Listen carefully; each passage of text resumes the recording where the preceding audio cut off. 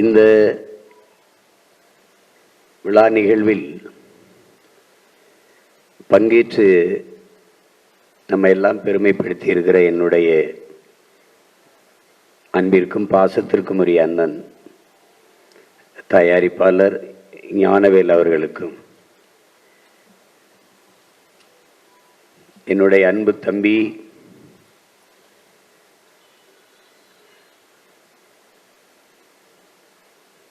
நான் அவனை நன்கு அறிவேன், என்னை அவன் முழுமையாக அறிவான். என்னுடைய அரசியல் தொடக்க காலத்திலிருந்து என்னை ஆழ்ந்து கவனித்து வருபவன். அண்ணன் வெல்ல வேண்டும் என்கிற பேராசை அவனுக்கும், என் தம்பி மென்மேலும் வளர வேண்டும் என்கிற ஆசையும் விருப்பமும் எனக்கும். பத்திரிகை துறையில் தனக்கென்று ஒரு தனித்த தடத்தை பதித்து வருகிற என் பாசத்திற்குரிய தம்பி பாண்டே அவர்களுக்கும், இங்கே வாழ்த்தி அமர்ந்திருக்கிற என் அன்பு இளவல் ராஜ்முருகன் அவர்கள், ஆனந்த விகடனில் தம்பி சரவணனும் அவரும் பணியாற்றியவர்கள். ஆனால் அவர்களுக்குள் இப்படி ஒரு விரிந்த ஒரு சமூக பார்வை இருக்கும் என்பது அப்போது யாரும் கணித்திருக்க முடியாது. ராஜமுருகனுடைய ஜோக்கர் படத்தை, பேர்தான் ஜோக்கர், அது ஒவ்வொரு அயோக்கியனுக்கும் வைத்து ஆக்குறது, அப்படி ஒரு படமாக எடுத்திருந்தான். என்னுடைய தம்பி செழியன் அதில் ஒளிப்பதிவு, பாடல், அது நடித்த நடிகர்கள், நடிகர் தேர்வு, காட்சி அமைப்பு, உரையாடல் எல்லாம் அசாத்தியம். அவனுடைய படங்கள் எல்லாம் எனக்கு குக்கு சிப்ஸி எல்லாமே எனக்கு பிடித்தது. இப்போது எடுத்துக்கொண்டிருக்க படமும் மாபெரும் வெற்றியடைய வேண்டும். என்னுடைய தம்பிகள் இருவரும் இணைந்து இயக்கி படைத்து கொண்டிருக்கிறார்கள். ராஜமுருகன் அவர்கள் என்னோடு தான் இந்த நந்தன் படத்தை பார்த்தார். அவர் வாழ்த்தியது எனக்கு பெரிய மகிழ்ச்சி. அடுத்து என்னுடைய தம்பி பாலாஜி சக்திவேல், இங்கே இருக்கிற கவிஞர் ரவி அவர்கள், எல்லோருக்கும் என்னுடைய அன்பும் வாழ்த்துக்களும்.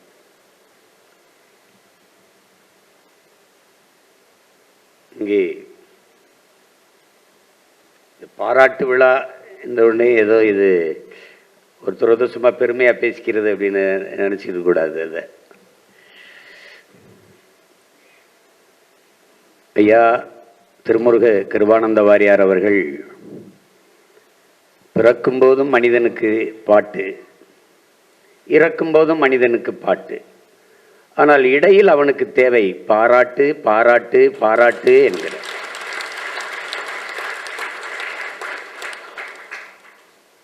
ஒரு மனிதனின் முதுகுக்கு பின்னால், ஒரு மனிதனின் முதுகுக்கு பின்னால் நாம் செய்ய வேண்டியது ஒன்றே ஒன்றுதான், தட்டி கொடுப்பது.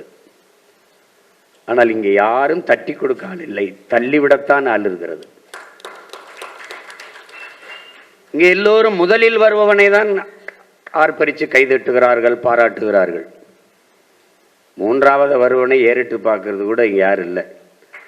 நான் படித்த தத்துவங்களில் அவன் சொல்றான், நீ முதலில் வர்றவனுக்கு கைதட்டி ஆர்ப்பரிக்காத, பலாயிரக்கணக்கான கைதுகட்டுகளில் உன்னுடைய கைதட்டோ உன்னுடைய ஆர்ப்பரிப்போ கூச்சலோ அவன் காதில் விழாது. ஆனால் மூன்றாவதா வந்தவனின் முதுகில் தட்டி கொடு, அவன் வாழ்நாளின் கடைசி நொடி வரை நீ அவன் இதயத்தில் இடம் பிடித்திருப்பாய்கிறான்.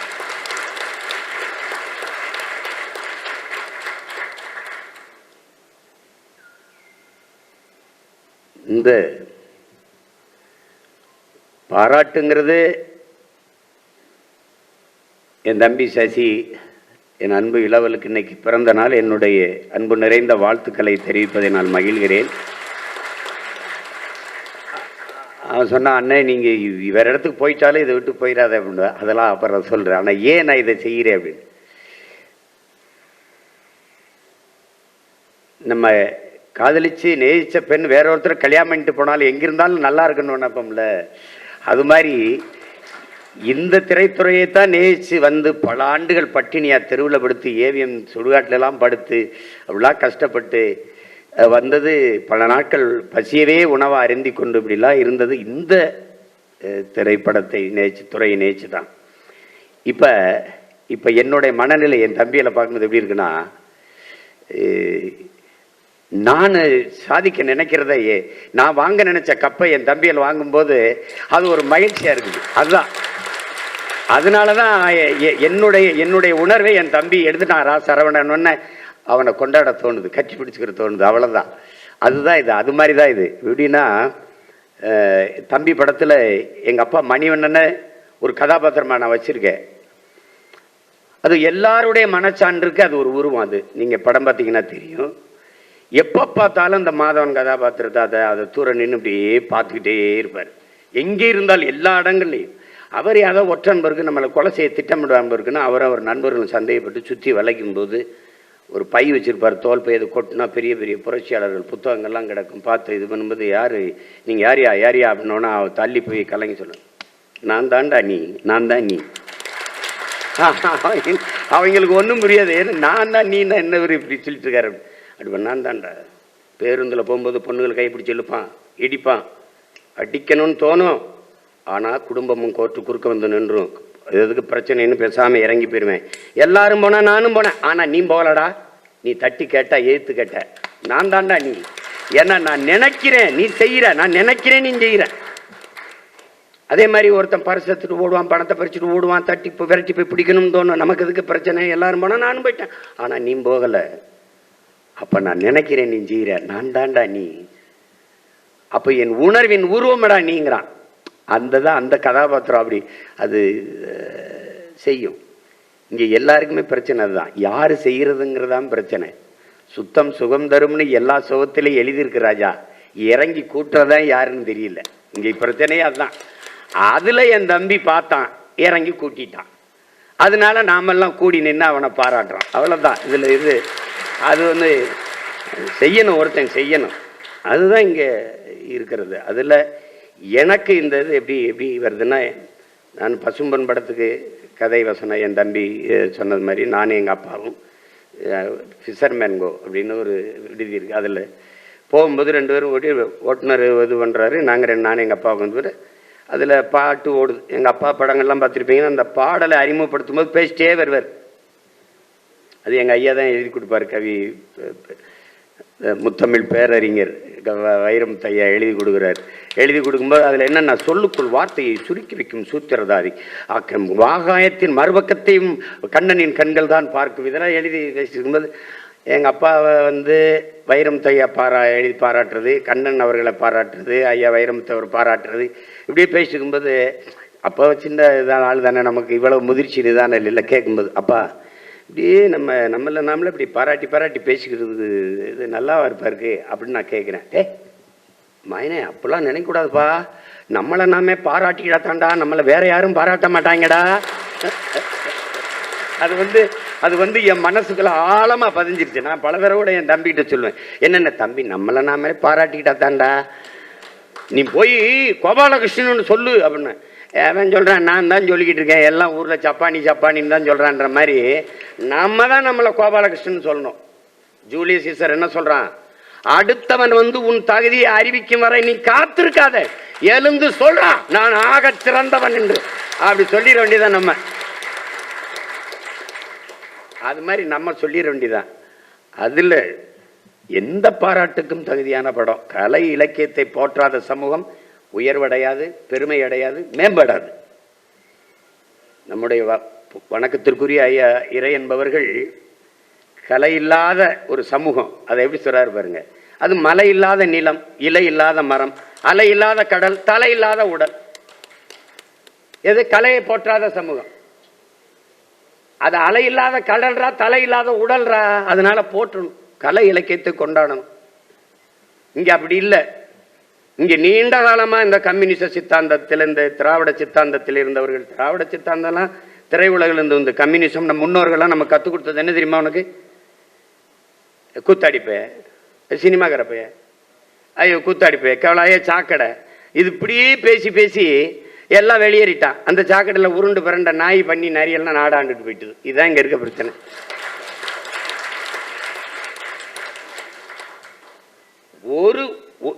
இந்த இதுல ஒரே ஒருத்தர் என் தம்பி ராஜமுருகன் குறிப்பிட்டார். அதில் நம்ம ஆள் மட்டும்தான். இங்க பாருங்க, திரைக்கலையும் பேச்சும் இராணுவத்தின் வலிமையான 2 படைப்பிரிவுகள்.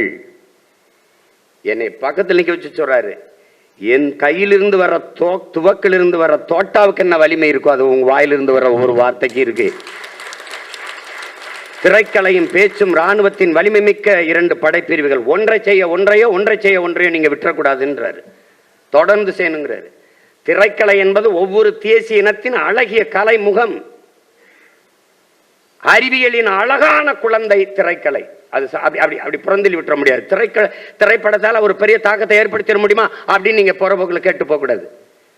பூவை பூச்சோட வரும்போது நதியா வளையல், நதியா கொண்டை, நதியா சேலை, எத்தனை பேர் போட்டாங்க. என் தம்பி சேரன் எடுத்த ஆட்டோகிராஃப் அந்த படத்துல வந்து ஆனா அவனால ஒரு சேலையை கட்டியிருப்பாங்க அந்த கதாநாயகி, அந்த கோபிகா. எத்தனை பெண்கள் அதே மாதிரி அந்த வடிவத்தில் வந்தது ஆனா அவனா கட்டிட்டு போனாங்க. தாக்கம் ஏற்படுத்தாதுன்னு நம்ம சாதாரணமாக சொல்லிட முடியாது, அப்படியே சொல்லிட முடியாது. தேவர் மகன் ஒரு படம், அந்த படம் எதை சொல்ல வருது? படம் முழுக்க கதையெல்லாம் தூக்கி விட்டுரு, 2.5 மணி நேரத்தை விடு, 2 மணி நேரத்தை விடு. கடைசி தலையை வெட்டிடுறாரு அண்ணன் கமலஹாசன். நாசரன் தலையை வெட்டிடுறாரு, உருண்டு போச்சு. பெரிய அருவாளை தூக்கிட்டு வர்றாரு. சாதாரண இல்லை, குலதெய்வம் கோயிலில் வச்சுருக்க பெரிய அருவா, வீச்சு அருவா தூக்கிட்டு இப்படி வந்துக்கிட்டு இருப்பாரு. ஏற்ற மாதிரி பெரியத்தா போகுது. படத்தை மொத்தமாக கழிச்சு விட்டுரு. பெரியாத்தா போய்கிட்டு இருக்கும்போது அவர் அண்ணன் கமலஹாசன் உடம்புல ரத்தம், சட்டை எல்லாம் அப்படியே ரத்தம். இங்கே ஓடி வந்த அந்த கிளவி பெரியாத்தா, ஐயோ நான் கொடுத்த பாலெல்லாம் ரத்தமாக ஓடுதேன்ட்டான். இதை தாண்டி வன்முறையை வீழ்த்த ஒரு வார்த்தை கிடையாது. அவர் போகும்போது போங்கடா எத்தனை நாளைக்குடா அருவாகம் எடுத்து வெட்டிக்கிட்டே தெரியும், போங்கடா போய் காடுகிற உழுது புள்ளைங்கடா புள்ள குட்டியில் படிக்க வைங்கடான்னு அவரா, அதுக்கு தனியாக ஒன்றும் சிறப்பான பதிவெல்லாம் கிடையாது, அவராக பேசிட்டு போயிட்டே இருப்பார். இதுதான் படம்.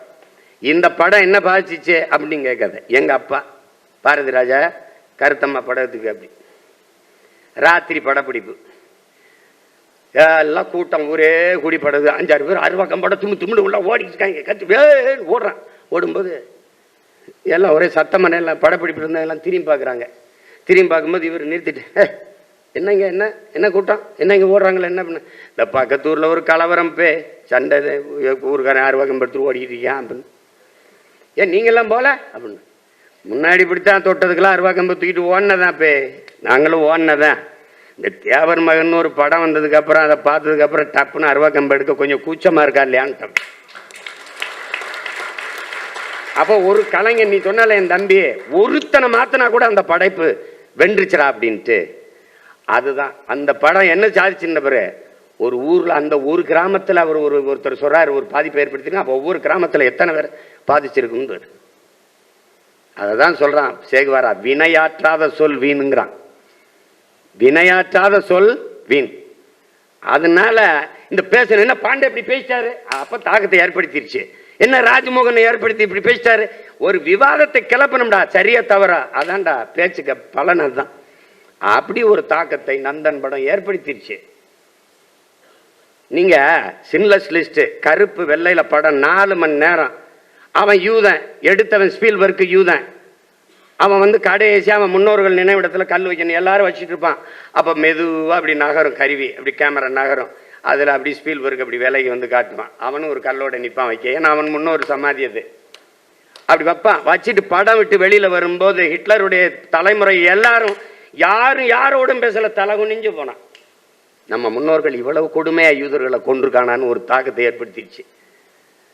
அது மாதிரி தான் இது.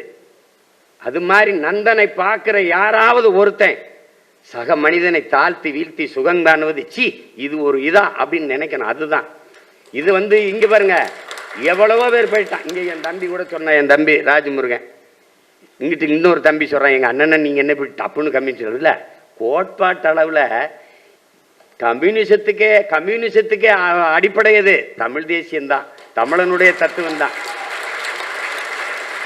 என்ன அதிகமா பேர் மார்க்ஸ் பிறக்கிறதுக்கு கம்யூனிசம்ங்கிற கோட்பாடு பிறதுக்கு முன்பு பிறந்தவன் நம்ம பாட்டேன் வள்ளுவ பெருமகனார். அவன் தந்தர்லிய மறைமொழி பிறப்பு ஒக்கும் எல்லா உயிருக்குங்குது. அவன் ஏன்டா எல்லா உறவுக்கும் பாடல? பகுத்துண்டு பல் உயிர்கள் ஓம்புக தாண்டி பொது உடம்பு இங்க ஒன்றும் இல்லை. ஒன்றும் இல்லையே. காக்கை குருவி எங்கள் சாதி, நீல் கடலும் மலையும் எங்கள் கூட்டம், நோக்க நோக்க களியாட்டம், நோக்கும் திசையெல்லாம் யாமின்றி வேறில்லைன்ட்டான் பெரும்பாவளன் பாரதி. அதை தாண்டி என்ன இருக்குது? ஒன்றும் கிடையாது. அதே மனுஷனே வரலையே, காக்கையும் குருவியும் நம்ம சாதிடா. அதான் நான் சொன்ன, காக்கையெல்லாம் எந்திரிச்சு பாரதியை கண்டன தீர்மானம் போட்டுருச்சு, மாநாடு நடத்தி. பாரதி பதறி எந்திரிச்சிட்டான். ஏய், என்ன நான் உங்களை அதான் பாசன் பண்ணப்பா, நீங்க எப்ப என்ன இப்படி திட்டுறீங்க அப்படின்னு. பாரதி, நீ ரொம்ப தப்பா பேசிட்டா, புளிகி விட்ட நீ இப்படியே. நான் என்ன பண்ணேன் அப்படின்னு. நாங்க அப்புறம் உன் ஜாதியா இருக்க முடியும்? ஒரு காக்க சத்தா 1000 காக்க கூடி கத்துவோமடா. நீ மொத்த இனமும் செத்ததுக்கு ஒரு பையன் நீங்க அழலடா. நீங்க எப்படா என் ஜாதியில பிறந்திருப்பீங்க, நான் எப்படா உங்க ஜாதியா இருக்க முடியும்? பாரதி வெக்கி தலை குனிஞ்சு மறுபடியும் போய் படுத்துட்டான். அது மாதிரி புதியதோர் உலகம் செய்யவும், கெட்ட போரிடும் உலகத்தை வேரோடு சாய்ப்போம்ங்கிறான்.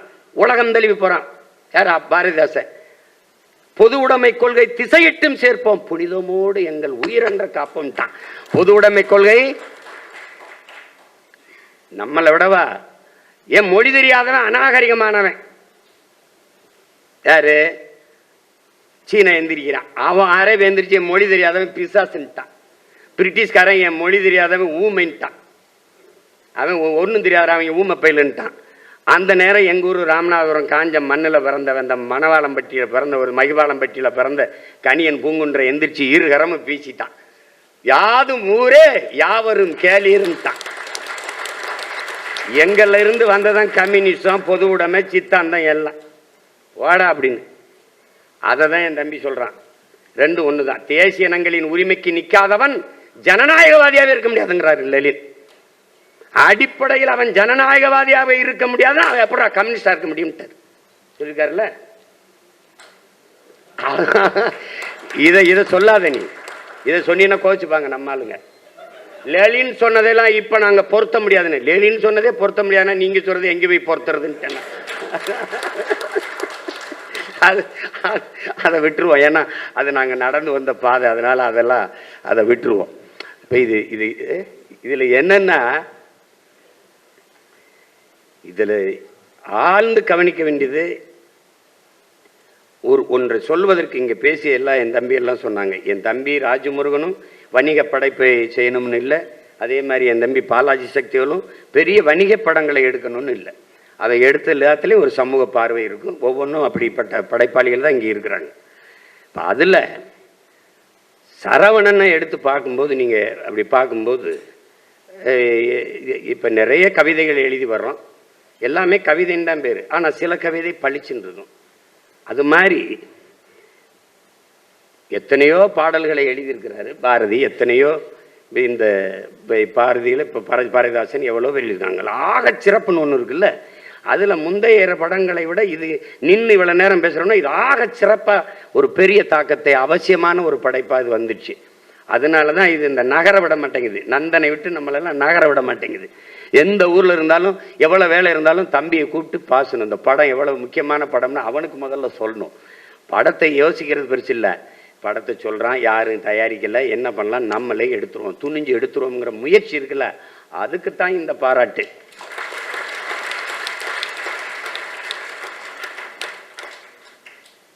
அதுக்கு தான் இந்த பாராட்டு. நான் எங்கள் அப்பாட்ட மணிவண்ணன்ட்ட உதவி அந்த அசோசியேட்டாக வேலை செய்யும்போது அலுவலகத்தில் இனி ஒரு சுதந்திரம் படம் எனக்கு ரொம்ப பிடிச்சிருந்தது. இனி ஒரு சுதந்திரம் படம்.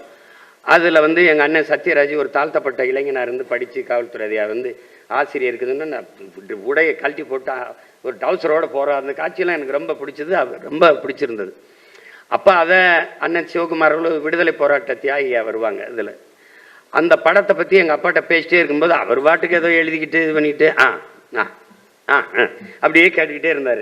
திடீர்னு ரொம்ப பேசுகிறானே அப்படின்னு, இவன் எப்படி நிறுத்துறதுன்றீங்க, வாடா வாடா அப்படின்னு கூட்டிகிட்டு போய் நூலகம், அவர் அலுவலகத்தில் இப்போ நூலகம் ஒரு இது பண்ணி படம் போட்ட ஒரு லேமினேட் பண்ண ஒரு இது இருக்குது, ஷீல்டு மாதிரி, அதை எடுத்து இந்தா நீ சொல்லி நேரம் பேசிட்டு இருந்துடா, அந்த படத்தை எடுத்ததுக்கு இருக்கிற ஒரே ஒரு இது பெருமை இது ஒன்று தாண்டான்னு.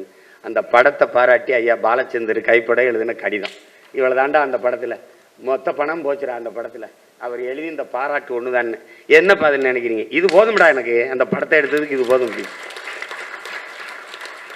பணம் எப்போ வேணாலும் சம்பாதிக்கலாம், அது எப்போ வேணாலும் சம்பாதிக்கலாம் அது. ஆனால் பதிப்பு சமூக அக்கறையோடு இந்த மாற்றத்தை விரும்புகிற ஒவ்வொருத்தனும் எப்போவாதான் என் உயிர் தம்பி தங்களுக்கு நான் பலமுறை சொல்லியிருக்கேன். நம்முடைய ஐயா அப்துல் கலாம் அவர்கள் மேலதிகாரி கூப்பிட்டாருன்னு போயிட்டு அவர் வீட்டில் காத்திருக்கும் போது வரவேற்பறையில் இருக்கிறாரு. அதிகாரி மேலேருந்து இறங்கி வரலை. அது வரை இந்த மாதிரி தேநீர் பலகை மேலே ஒரு இது இருக்குது, புத்தகம் புரட்டுறாரு. அந்த புத்தகம் அறிஞர் பெர்னாட்ஸாவோடது. அந்த அறிஞர் பெர்னாட்ஸோட புத்தகத்தை பறித்து போகும்போது அதில் ஒரு வாசகம் அவருக்கு படுது. இந்த உலகத்தில் பெரும்பாலானோர் உலகம் போகிற போக்கிலே போக நினைக்கிறார்கள். ஆனால் யாராவது ஒருத்தன் தான் உலகத்தை தன் போக்கிலே திருப்ப நினைக்கிறான். தொடக்கத்திலே அவன் விமர்சிக்கப்படுகிறான், ஏசப்படுகிறான், எள்ளி நகையாடப்படுகிறான், அவமானப்படுத்தப்படுகிறான். ஆனால் உலகம் பெற்றிருக்கிற அத்தனை மாறுதலுக்கும் காரணம் அவன்தான். உலகத்தை தன் போக்கில திருப்ப நினைச்சவன் தான். நீங்க இதுவரை பேசினீங்க Marx, Lenin, Stalin, Engels, Ingersoll, Buddhan, Phule, Aristotle, Plato, Socrates, Ambedkar எல்லாரும் உலகத்தை தன் போக்கில திருப்ப நினைச்சவன் தான். அப்படிதான் எல்லாரும் மாதிரி நம்மளும் மடுறதுக்கு ஆசை இருக்கலாம். வேணாம் நம்ம ஜோக்கர் எடுப்போம், எல்லாரும் வேணாம் நம்ம நந்தன் எடுப்போம். தன் போக்கில் திருப்ப நினைக்கணும், தன்னை கவனி அப்படின்னு. அதுதான் இங்க நீ மாற்றத்தை விரும்புறியா, அந்த மாற்றத்தை முதல்ல ஒன்னிலிருந்து தொடங்கு. உனக்குள்ள எந்த மாற்றத்தையும் ஏற்படுத்தாத முடியாத உன்னால் சமூக மாற்றத்தை ஏற்படுத்த முடியாது. சும்மா மானுட நேயம் சக மனிதனின் இங்க பாருங்க, உலகத்திலே உயர்ந்த மனிதன் எவன் என்ற கேள்விக்கு பதில், எவன் கீழே விழுந்து கிடக்கிறானோ அவனை தூக்கி விடுவதற்கு எவன் குனிகிறானோ அவன் தாண்டா உலகத்திலே உயர்ந்த மனிதன்.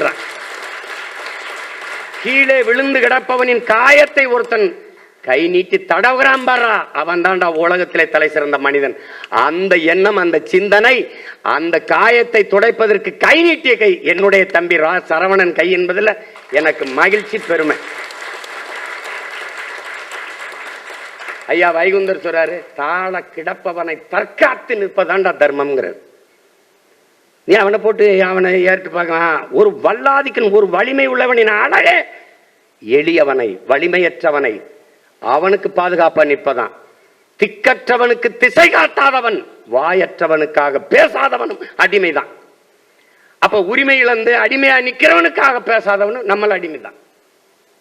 அதனால நிராகரிக்கப்பட்ட ஆதி குடிகளின் பக்கம் அரவணைச்சு நிக்கிறவன் தான் இங்கே அவன். அந்த அந்த மானுடம் தான் இங்க மகத்தானது, அதுதான் பெருசு. இங்கே என் தம்பி வந்தோடனே தம்பி பார்ப்பனர்கள் அது சொல்லோன்னா அவன் பயந்துட்டான். அப்படிலாம் கிடையாது. நான் போன விழாவில் கூட பாரதிய பாட்டேன்னு சொல்லிட்டு எல்லாம் பேசுறாங்க. அவன் யாருன்னு தெரியுமா உங்களுக்கு? ஏன் அவன் பாட்டேன்னு தெரியுமா? அவன் தெரியுமா? அவன்கிட்ட போய் சுப்பையா தாண்டா ஒரு பேரு. அவன் நம்மாலியா, அவன் பேரு சுப்பையா, பொண்டாட்டி பேரு செல்லம்மா, அவங்க அப்பா பேரு சின்னசாமி, அம்மா பேரு வள்ளி. இவன் பாண்டையா இருக்கலாம், இவன் ரங்கராஜா இருக்கலாம். அவன் எங்காலு நம்ம பாட்டன் சுப்பையா. சுப்பையா எங்கானு சுப்பையா நம்ம பிரம்மன் தலையிலிருந்து பிறந்தான், சத்திரியன் தோல்ல இருந்து பிறந்தான், வைசியன் தொடையில இருந்து பிறந்தான், சூத்திரன் காலில் இருந்து பிறந்தான். இந்த பஞ்சமன் ஒருத்தருக்கான அவன் எதுல இருந்து பிறந்தாங்கானோ இவங்க கேட்க அவர் உடனே எந்திரிச்சு அவன் ஒருத்தன் தான் ஆத்தாளுக்கு அப்பனுக்கும் பிறந்தாண்டு போயிட்டான். இப்ப தெரியுதா ஏன் பாரதி என் பாட்டேன்னு? இதனாலதான் என் பாட்டேன்.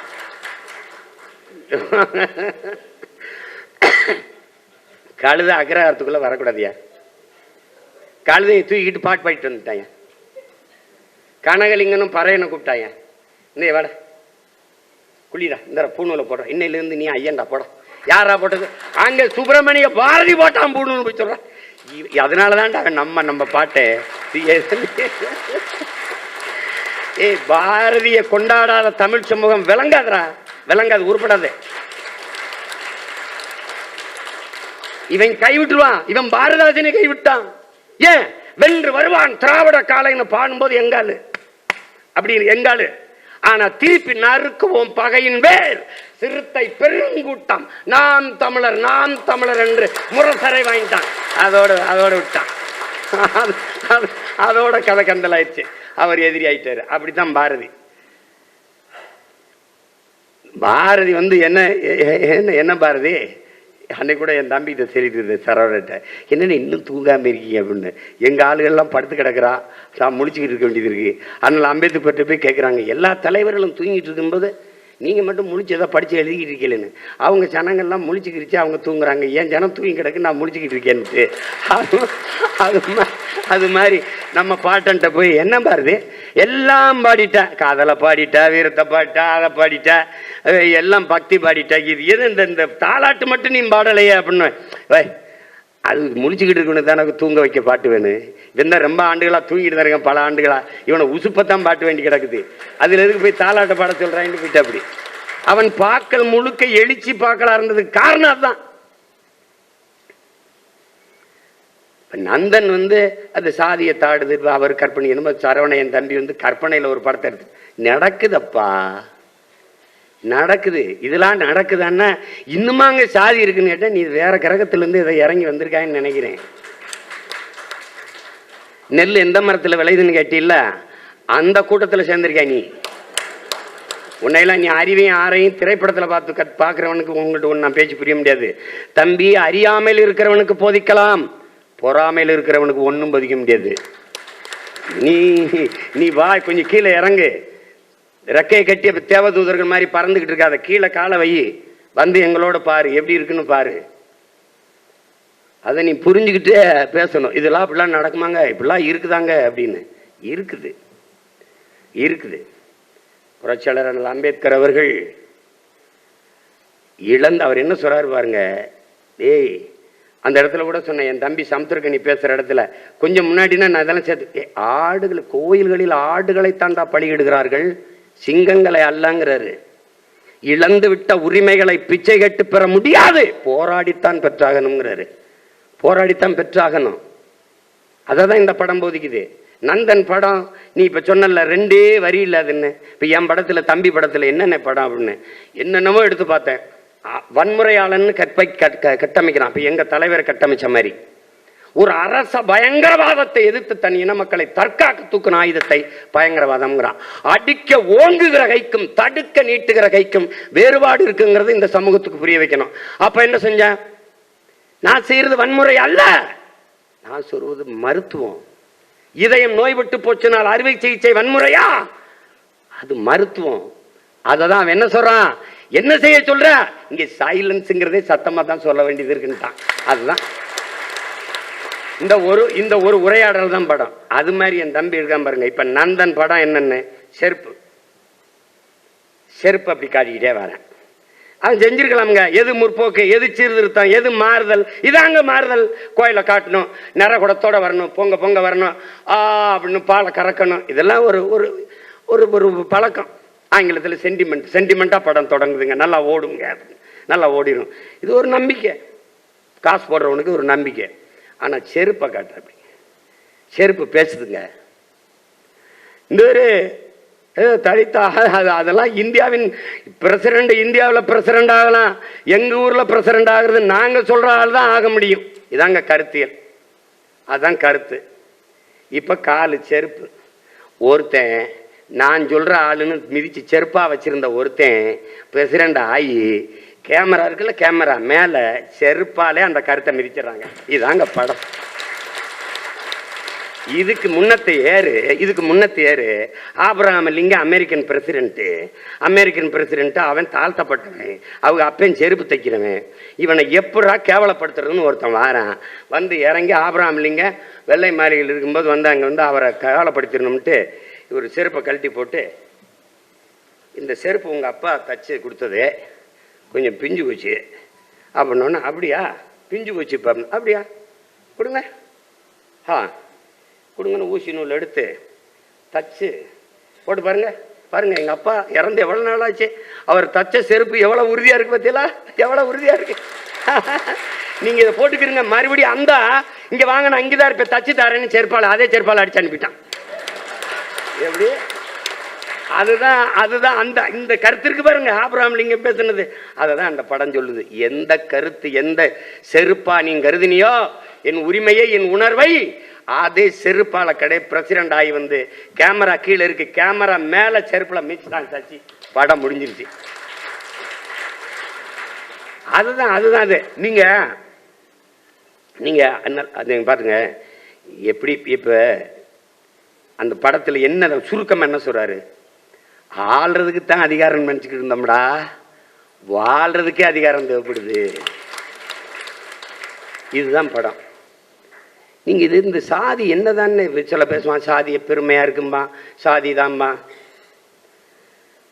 அது மறுபடியும் அந்த வாரியை போட்டுக்க பாருங்க. இதையெல்லாம் அண்ணல் அம்பேத்கர் கருத்துன்னு தான் நினச்சிக்கிட்டான். சாதிதான் சமூகம் என்றால் வீசும் காற்றில் விஷம் பரவட்டும் சொன்னது அண்ணல் அம்பேத்கர் தான். நிறைய பேர் அம்பேத்கர் அவர்கள் சொன்னது போலன்னா கடைசியாக எழுதுனது நம்ம கவிஞர் பழனி பாரதி அவர்கள். அதனால அதை நான் திருப்பி அந்த கருத்தை பதிவு செய்கிறேன். இங்கே சரியானது வென்றே தீரும்னு போட்டேன். அது என் தம்பி படத்துக்கு நான் போட்டது. சேகுவாரா சொன்னது சரியானது வென்றே தீரும்னு. ஏன் என் தம்பி சரவணன் நான் தூக்கி கொண்டாடுறேன்னா அவனுக்கு முன்னத்தி ஏறுனேன். அதை என் தம்பி நான் அண்ணன். எப்படி அண்ணன்? நான் தம்பி படத்தை எடுத்துட்டேன், படம் எடுக்க காசு இல்லை, தயாரிப்பாளர் எங்கன்னு தெரியல. என் தம்பி மாதம் கொண்டு இழுத்து விட்டு எங்கே போயிட்டான் போதும், தயாரிப்பாளர் அமெரிக்காவில். அப்பப்போ எங்கள் மாமா தமிழ் முழக்க சாமியில் மீது 10,000 20,000 30,000 கொடுப்பாரு. அதை வச்சு படத்தை எடுத்து முடிச்சிட்டோம். படம் ஓடிடுச்சு. ஒரு பாராட்டு கூட்டம் எடுக்கிறது. நம்மளை யார் பாராட்டுவா? நம்மளை யார் பாராட்டு? நம்ம அப்போ முதலமைச்சரும் இல்லை, அமைச்சரும் இல்லை, ஒன்றும் இல்லை. நம்மளை யார் பாராட்டுவா? நம்ம இல்லை ஏதாவது குவார்ட்டருக்கு மேலே 10 ரூபா போட்டு விற்று ஏதாவது கமிஷன் வாங்கி ஜெயிலுக்கு போயிட்டு வந்தாலும் ஏதாவது பட்டாசு வெடித்து பாராட்டுறதுக்கு வாய்ப்பு ஒன்றும் இல்லை. அப்போ என்ன பண்ணுறாங்க, நாங்களே சோறுட்டி அடித்து நாங்களே ஒட்டி OMCயில் என்னோட பயிற்சி எடுக்க எங்கள் அண்ணங்க பேர் வேணாம், அது வீணான சிக்கல். அவங்க பேரில் இப்போ சொல்ல வேணாம். அவங்க தம்பி ஒரு படம் எடுத்துக்க அவனுக்கு ஒரு பாராட்டு விழா வைப்போம்னு சொல்லிட்டு அப்போ அவங்களாம் நடத்துனாங்க. அன்னைக்கு எனக்கு 2 அண்ணங்க 3 அண்ணங்க இருந்தாங்க. இன்னைக்கு என் தம்பிக்கு நான் ஒரு அண்ணன் இருக்கேன், பாராட்டுறேன், அவ்வளோதான். அந்த அண்ணங்க பணத்தில் வலிமையாக இருந்தாங்க, இந்த அண்ணன் மனத்தில் வலிமையாக இருக்கேன், பாராட்டுறேன், அவ்வளோதான். வேற நம்மளால் முடிஞ்ச என்ன பாராட்டு, நல்ல பாராட்டணும். பூமி தாய் ஒரு பந்தயம் 9 முறை எழுந்து விழணும், 10 முறை எழுந்து விழணும். 9 முறை எழுந்துட்டான், 9வது முறை விழுந்து கிடக்கிறான், கீழே கிடக்கிறான். அவனால் முடியல. இந்த பூமி தாய் நெத்தியில் முத்தமிட்டு எழுந்துரு மகனே எழுந்துரு, ஏற்கனவே நீ 9 முறை எழுந்தவன் தானேன்னு எழுப்பி விடுறான். அப்படித்தான் நம்ம பிள்ளைகளை ஆறா உன்னால் முடியும்டான்னு சொல்லணும். அதனால தான் இந்த பாராட்டு நிகழ்வை நம்ம நடத்துகிறோம். சாதி என்னென்ன சாதி அவ்வளவுன்னா, சாதி மானுட சமூகத்தின் மிகப்பெரிய ஒரு எதிரி. பிளந்து பிரித்து தள்ளிடுது. குறிப்பாக அதில் நமக்கு தமிழ் சமூகத்திற்கு இவ்வளவு பெரிய வீழ்ச்சிக்கு காரணம் சாதி தான். எல்லாம் பாருங்க, இருட்டறையில் உள்ளதடா உலகம், சாதி இருக்கின்றது என்பானும் இருக்கின்றானே தமிழான்னு வருந்தி பாடிட்டாரு புரட்சி பாவலர் பாவேந்தன் பாரதிதாசன். அதை யோசிச்சு பாருங்க. தமிழுக்கு அமுதென்று பேர், அந்த தமிழ் இன்பத்தமிழ் எங்கள் உயிருக்கு நேர்னு பாடிய புரட்சி பாவலன் சாதி ஒழித்தல் ஒன்றுன்னு தான் முதல்ல பாடுற. அப்படி தமிழ் வளர்த்தல் ஒன்று, சாதி ஒழித்தல் மற்றொன்றுன்னு பாடியிருக்கலாம். சாதி ஒழித்தல் ஒன்று, நல்ல தமிழ் வளர்த்தல் மற்றொன்று. பாதியை நாடு மறந்தால் மற்ற பாதி துலங்குவதில்லை. சாதியை பிணிப்பற்ற தோலை பாருங்க, சாதி பிணிப்பற்ற தோலே சாதி கடந்த அந்த ஏரி நல்ல தண்டமிழ் நீரை ஏற்கும், சாதி பிணிப்பற்ற தோலே தண்டமிழ் வாழை தூக்குங்கிறது. அது எவ்வளவு பெரிய கொடியதுன்னு நீங்க பாத்துக்கணுங்க. உங்களுக்கு ஒன்று சொல்றேன் பாருங்க, இங்க எப்படி தமிழ் சமூகம் வீழுதுன்னு பாருங்க. அதிகாரமற்று அடிமையா எப்படி நிக்குன்னு பாருங்க. தமிழன் எவன் வந்தாலும் சாதி கேட்பான், நோய். தமிழன் இல்லாத யார் வந்தாலும் அப்படியே தலைமை ஏற்பான், அது பெரிய நோய். நீங்க தமிழ் சமூகத்தில் பெரும்பாலான சமூகம் இங்க இருக்கிற பெரிய சமூகங்கள்ல சாதிய பாகுபாடு இருக்கு. இந்த சமூகம் இந்த சாதியை நிறுத்தினா இந்த சாதி வாக்கு செலுத்தாது, இந்த சாதியை நிறுத்தினா இந்த சாதி வாக்கு செலுத்தாது. அப்படிங்கும் போது தமிழர்களுக்கு என்று அரசியல் வலிமையோ அதிகார வலிமையோ வராதனால உரிமை இழந்து உணர்வை இழந்து உரிமை இழந்து உடைமை இழந்து உயிரை இழக்கிற நிலைக்கு தள்ளப்பட்டுருச்சு. இப்ப எப்படி பிளக்குன்னு பாருங்க. ராமேஸ்வர மீனவன் சுட்டு வீழ்த்தப்பட்டு செத்தால் நாகப்பட்டினம் கன்னியாகுமரி மீனவன் அழுவதில்லை. இங்க என்னென்ன பிரச்சனை? விவசாயி பிரச்சனை விவசாயி தான் பார்த்துக்கணும். போக்குவரத்து தொழிலாளி தான் போராடணும். ஆசிரியர் பெருமக்கள் ஆசிரியர் தான், மருத்துவர் தான், செவிலியர் தான் போராடணும். அங்கதான் நாங்க வீழ்ந்தோம் என்று தெரிந்த பிறகு எழுந்தோம் என் உடன் பிறந்தார்களே. அங்கதான் என்ன, இது மீனவன் பிரச்சனை இல்லை, மாணவன் பிரச்சனை இல்லை, உழவன் பிரச்சனை இல்லை, இது என் இனத்தின் பிரச்சனை என்று எழத் தொடங்கணும். அன்னைக்குதான் இந்த சிக்கலை கவனிக்க ஆரம்பிச்சான். பிளந்து பிரிச்சு தள்ளிரும், உன்னை வலிமேற்றவன் ஆக்கிறோம். அது சாதி. இப்ப என்னதானே செய்யலாம்? ஒரே பார்வைதான் என் உடன் பிறந்தவர்களே. நந்தன் திரைப்பட விழாவில் கூட இதை நான் பேசல. நான் ஒரே பார்வைதான், புதிதா ஒண்ணு வகுத்துக்காத. அண்ணல் அம்பேத்கர் சொன்னதுதான், நான் யாருக்கும் அடிமை இல்லை. இதை நல்லா எழுதிக்க, இதை வச்சுக்க, கவனத்தில் வச்சுக்க. அதுபோல எனக்கு யாரும் அடிமை இல்லை. இவ்வளவுதான் நீ ஏற்றுக்கொள்ள வேண்டிய கோட்பாடு. ஐயா பெரியார் சொன்னதை நல்லா கேட்டுக்க. தான் உயர்ந்த சாதி என்று எண்ணிக்கொள்கிற பெருமக்களே, உங்களுக்கு கீழே தாழ்ந்த சாதி யாரும் இல்லை என்று எண்ணிக்கொள்ளுங்கள். அவ்வளவுதான். சமூகத்தில் எந்த பிரச்சனையும் கிடையாது. அவ்வளவுதான். நீ செருப்பை இப்படி வச்சு நடந்திருக்கிறியா? குனிஞ்சு தண்ணி குடிச்சிருக்கிறியா? அதெல்லாம் நீ அனுபவிச்சிருந்தா தெரியும். அப்ப அது பேசி பயன் இல்லை. அது சும்மா இது ஏதோ சொல்றாரு, இது ஏதோ பேசுறாங்க, இப்படிலாம் நடக்குமான்னு நீ இருக்க முடியாது தம்பி. அப்படிலாம் இருக்க முடியாது. இவ்வளையும் ஆவேசமா சீமான் பேசுவார், கோபமா பேசுவார், அப்படி பேசுவார், இப்படி பேசுவார்னு. வலி தம்பி, வலி. ஏசி அறையிலிருந்து சிந்திச்சு கட்சி தொடங்கின இல்லை, சிறையிலிருந்து சிந்திச்சு கட்சி தொடங்கினவனால அது அப்படிதான் இருக்கும். அது உனக்கு புரியாது. அந்த வலியை உணர்ந்தாதான் தெரியும். அப்ப அது எப்படின்னு பாரு. ஆனால் அம்பேத்கருடைய கோட்பாடை ஏன் நம்ம அம்பேத்கரை ஒரு சாதிய குறியீடா சொல்றதை நம்ம ஏற்கல? எங்க தாத்தா முத்துராமலிங்கத்தை ஒரு சாதிய குறியீடா சொல்றதை ஏன் நம்ம எதிர்த்து மறுக்கிறோம்? அது காரணம் இருக்கு. இதே ஐயா வைத்தியநாத ஐயர் தெரியும், வரலாறு தெரிஞ்சவங்களுக்கு. கோயிலுக்குள்ள நுழைய போராட்டத்தில் பல சாதிகள், ஒடுக்கப்பட்ட தமிழ் சாதிகள் உள்நுழை கோயிலுக்குள்ள போகக்கூடாதுங்கும் போது நீங்க சொல்ற ஐயர் வைத்தியநாத ஐயர் எழுதி கூட்டிட்டு போறாரு உள்ள நுழை, கோயில் நுழைய போராட்டத்தை நடத்துறாரு. எல்லா பயிலும் எதிர்க்கிறான், ஒரு பய ஆதரிக்கல. ஒரே ஒருத்தன் தமிழ்நாட்டில், ஒரே ஒருத்தன், ஐயரே நீங்க கூட்டிட்டு போங்க, நான் உங்க கூட வர, எவன் எதிர்க்கிறான்னு பாக்குறேன்னு சொன்ன ஒரே ஆள் நம் தாத்தா தெய்வ திருமகன் முத்துராமலிங்கத்தவர் தான்.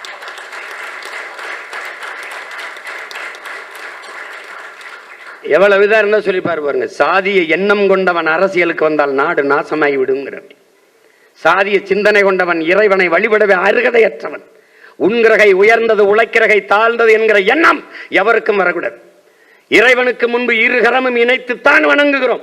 அப்படி எல்லாரும் சமம் என்கிற எண்ணம் எல்லாருக்கும் வரணுங்கிறார். இவர் தான் இன்னைக்கு சாதிய குறியீடு அணிகிறார். சாதி ஒழித்தல் ஒன்று அப்படின்னு பண்ணல. கடவுள் வரி, சமய வரி, கண்ணல் நிகர் தமிழுக்கு நோய் நோய் நோயே, இடை வந்த சாதி எனும் இடர் ஒளிந்தால் ஆள்வதனம் தாய் தாய் தாயங்கிறான். தமிழ் தாய் ஆளுமுடங்கிறான். அவன் தான் இன்னைக்கு முதலியார் சங்கத்தில் குறியீடா இருக்கான் பாரதிதாசன். என்ன சொல்ற? இது கால இதுல கொடுமைப்பா.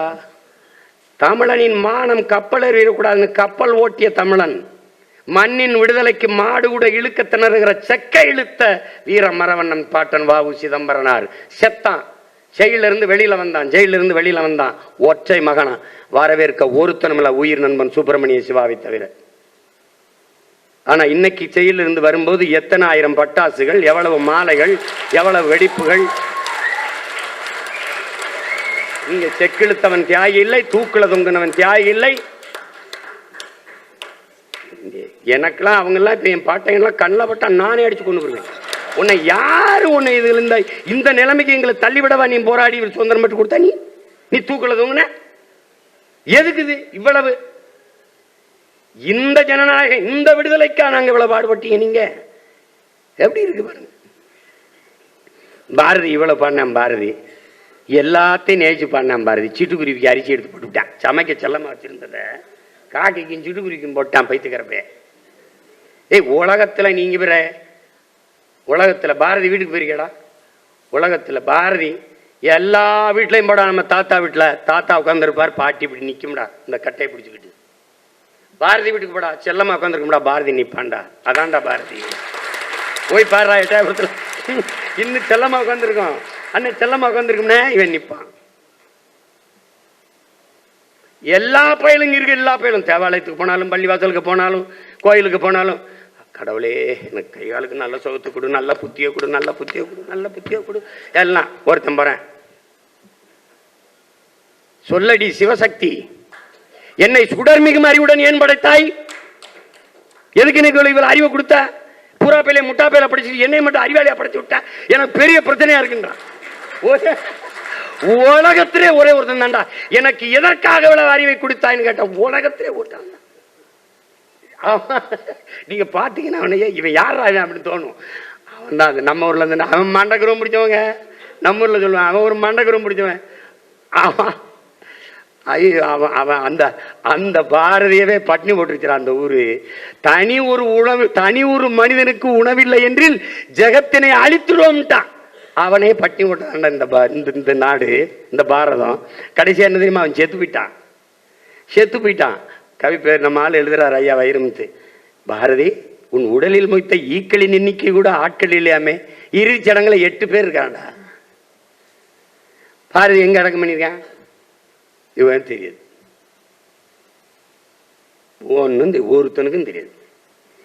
ஆனா இந்த தேச விடுதலைக்கு பல ஆண்டு காலங்கள் ஜெயிலில் இருந்து, டேய் 16 ஆண்டு ஜெயிலில் இருந்த நேருவே கடற்கரையில் புதைக்கப்படலையாடா. டேய் நேருங்களடா 16 ஆண்டு செல்வந்தன் மகண்டா. ரோஜா பூமாரி நிறம் சொல்ல, உண்மையிலே ரோஜா பூமாரி நிறம். 16 ஆண்டுகள் சிறையில் இருந்த நேரு, அவன் கூட கடற்கரையில் புதைக்கப்படலையே. என்ன இரு, கடற்கரை புறம் கல்லறை ஆயிரும், நீ போய் வச்சு கும்பிட்டு. அதுல அண்ணல் அம்பேத்கர் சொல்ற அந்த வழியை பாரு. இவ்வாறு, என்னரும் மக்களே, நீங்கள் இந்த பூமியில் பிறந்து இப்படி சாதியை இழிவு தீண்டாமை கொடுமையை சுமந்து வாழ்றதை பார்க்கும்போது என் இதயம் நொறுங்கி ரத்தம் ஒழுகிறது, ரத்தம் வடிகிறது. இதற்கு நீங்கள் தாயின் கருவறையிலேயே கலைந்து போயிருக்க கூடாதாங்கிறான்.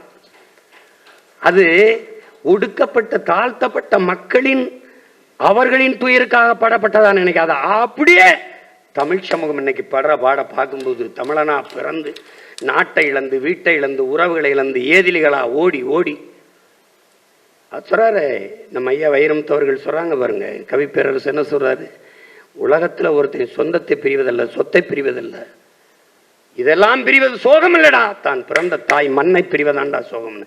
அப்படிப்பட்ட பிறந்த மண்ணை பிரிந்து போகிற துயரத்தில் இந்த வாழுகிற தமிழ் சமூக மக்களை பார்க்கும்போது அப்படியே அண்ணல் அம்பேத்கர் சொன்னது உனக்கும் பொருந்தும்.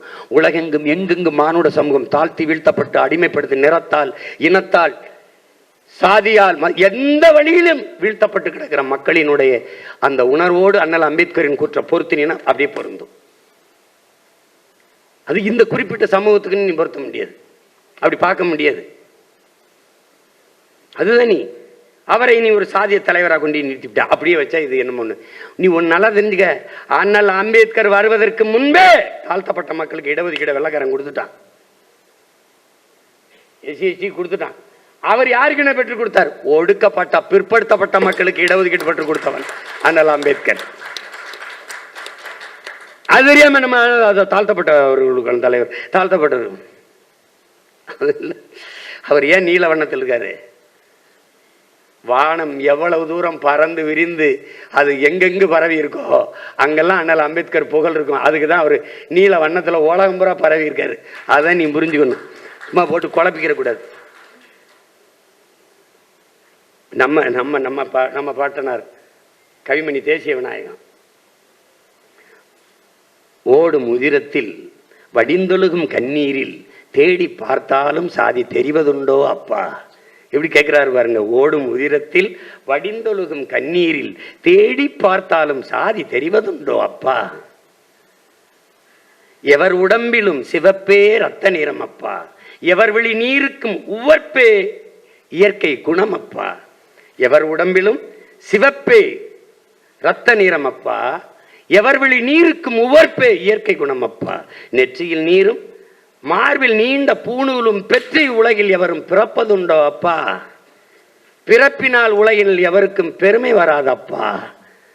சிறப்பு வேண்டுமெனில் நல்ல செய்கை வேண்டும் அப்பா, நல்ல செய்கை வேண்டும்.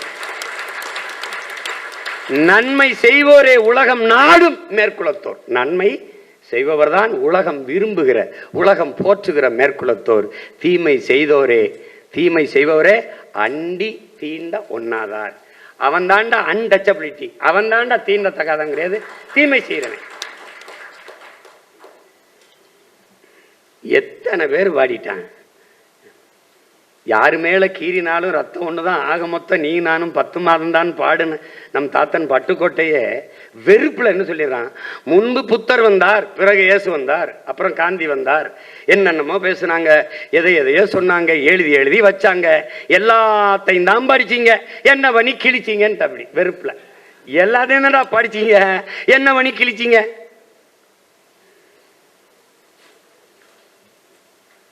அதனால நந்தன் இவ்வளவு நேரம் ஒரு படத்தை பத்தி பேசுவதற்கு பொருள் தருது பாத்தியா, சும்மா உட்கார்ந்துக்கிட்டு அவர் நல்லா பண்ணிருக்காருங்க, அவர் இது பண்ண. நந்தன்ங்கிறது இன்னும் பல மணி நேரங்கள் பேசக்கூடிய ஒரு பொருளை தூக்கி நிற்குது. இது சமூகம் பல 100 ஆண்டுகளாக இந்த சமூகம் சுமந்து வருகிற அவலம். இது தாழ்த்தப்பட்டவனுக்கு நீ நினைக்கிற, நீ தாழ்த்தப்பட்டவன் யார்? அந்த சொல்ல முதல்ல நீ கவனி. தாழ்த்தப்பட்டவன் தான், அவன் தாழ்ந்தவன் இல்லை. அவன் தாழ்த்தப்பட்டிருக்கான், தாழ்த்தப்பட்டிருக்கான். யாராலன்னு பார்க்கணும், அவன் ஏன் தாழ்த்தப்பட்டிருக்கான்? அந்த இடத்துல ஒரு நிமிர்வு நமக்கு தேவைப்படுது. என் உடன் பிறந்தார்களே, என் உயிருக்கு நீவர்கள் தேவைப்படுது. பெருமைக்குரியவன் தமிழன், காரணம் தமிழ் பெருங்குடியில் பிறந்ததுனாலேயே பெருமைக்குரியவங்கிறான். அத அவன் இவன் இவன் விழுந்த அவன் தான், அதெல்லாம் பேசக்கூடாது. பெருமைக்குரியவன் இந்த நிமிர்வு வரணும்,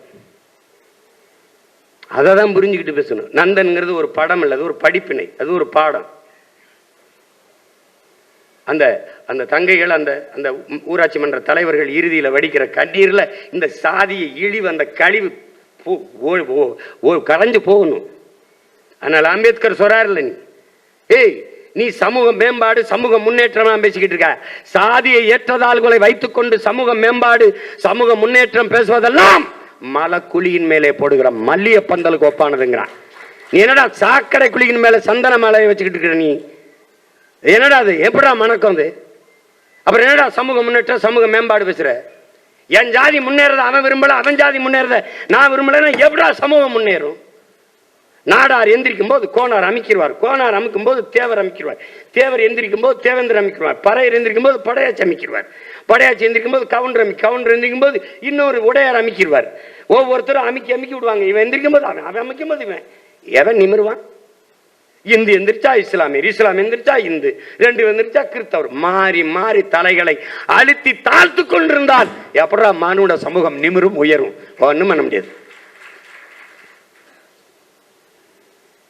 அதுதான். அப்ப என்னென்ன செய்யலாம்? சாதியை பார்க்காத, அதை கடந்து எதையாவது சாதிக்க பாரு. இவ்வளவுதான் நீ செய்ய வேண்டியது. மதமும் கடந்து அதற்கு மேலே ஒன்று இருக்கு, மனிதம். அதுதான் புனிதம் என்று தேடு, அவ்வளவுதான். நீ அதை விட்டுட்டு இதுக்குள்ளே பேசிட்டு இருக்காத. ஆன்மீகம்ங்கிறது ஐயா இறையம் எழுதிக்காரு, வாழ்க்கையே ஒரு வழிபாடுதான்ங்கிறது. அந்த நூலை எல்லாரும் என் தம்பிகள் வாங்கி படிங்க. அன்புதான் அதன் வாசல். ஆன்மீகம் அன்புதான் அதன் வாசல், கருணை அதன் வரவேற்பறை, முதிர்ச்சி அதன் முற்றம், தியானம் அதன் வழிபாடு அறைங்கிறார், வழிபாட்டு அறைங்கிறார். இவ்வளவுதான் ஆன்மீகம். அன்பும் கருணையும் வச்சுக்க, தானா முதிர்ச்சி வந்துடும். ஆன்மீகம்னா என்ன என்ன அவர் அதிலே எழுதி வர்றாரு, எவ்வுயிரை பார்த்தாலும் தன்னுயிரோட பொருத்தி பாடுறா. வனத்து பூச்சி பாத்தியா, தேளை பாத்தியா, கொடிய பாம்பை பாத்தியா, இலைய பாத்தியா, செடியை பாத்தியா, மரத்தை பாத்தியா, தன்னுயிர் போல் எவ்வுயிரையும் நேசி. இதுதான் தாண்ட ஆன்மீகம். அப்படி நேசிக்க சரியாயிடும். நீ அதை விட்டுவிட்டு நீ உயிர்மை நேயம்லாம் பேசிவிட்டு எல்லாம் பேசிட்டு வாடிய பயிரை கண்டபோதெல்லாம் வாடினேங்கிற வள்ளலார் வாரிசு, இவன் தாழ்த்தப்பட்ட சாதி என் தெருவுக்குள்ள வரக்கூடாது, இவன் வீழ்த்தப்பட்ட சாதி என் கோயிலுக்குள்ள, இதெல்லாம் என்னது என்னது இது? அதைத்தான் நந்தன் சாடுது. இன்னைக்கு நேத்து இல்ல, நந்தனுங்கிற பெயரே மிக பொருத்தமானது. அப்ப இது நீண்ட காலமாக தமிழ் சமூகம் தூக்கி வருகிற ஒரு தீண்டாமை இழிவு. அத வருகிற தலைமுறைகளாவது இதிலிருந்து விடுபடணும். இப்ப நீங்க பார்த்தீங்கன்னா என்னை கேட்பாங்க, சாதி ஒழித்தல் தான் சமூக விடுதலை, சாதி ஒழித்தால் தான் தமிழ் தேசியம் வரும். அது சரிதான். இங்கே இருக்கிற கோட்பாடு எப்படின்னா சாதி ஒழிப்பு, தன் சாதி தவிர பிற சாதி ஒழிப்பு, இதான் இங்கே இருக்கிற சாதி ஒழிப்பு. என்றைக்கு ஒரு மகனுக்கு, ஒரு மனிதனுக்கு சாதி மத உணர்ச்சி சாகுதோ அன்னைக்கு தான் தமிழன் என்கிற தேசிய இன உணர்ச்சி பிறக்கும். நீ சாதியா இருக்கும்போது நான் வந்து இந்த நாடார், நான் செட்டியார், நான் கோனார், நான் வந்து இவர் தேவர், நான் தேவேந்திரன், நான் முதலியார் பிள்ளை இப்படிங்கிற எண்ணம் இருக்கிற வரை உனக்கு தமிழன்கிற இன உணர்ச்சி வராது. இப்போ அதுக்கு சான்று நான் சொல்றேன், நல்லா கேட்டுக்க. ஈழத்துல நம்ம மக்கள் செத்து விழும்போது வன்னியர்ல ஒரு 500 பேர் செத்தான், தேவர்ல ஒரு 10,000 பேர் செத்தான்னு செய்தி வந்தா என்ன தமிழ்நாட்டில் நடந்திருக்குன்னு வரும். ஆனா செய்தி எப்படி வந்துச்சு? தமிழர்கள் செத்தார்கள். யாரோ வேற்றுக்கிரகவாசிகள். பாலச்சந்திரன் 11 வயது சிறுவன் 5 குண்டுகளை வாங்கி என் அன்பு தம்பி செத்து கிடக்கும் போது அவன் படையாட்சி மகனாவோ, கவுண்டர் மகனாவோ, தேவர் மகனாவோ, நாடார் மகனாவோ, கோனார் மகனாவோ அல்ல இந்த மண்ணில் இருக்கிற ஏதாவது ஒரு சாதியை சார்ந்த மகனாக இருந்திருந்தால் என் சாதிக்காரனை எப்படா சிங்கள சுடுவான் அப்படின்னு போராட வந்திருப்பான்.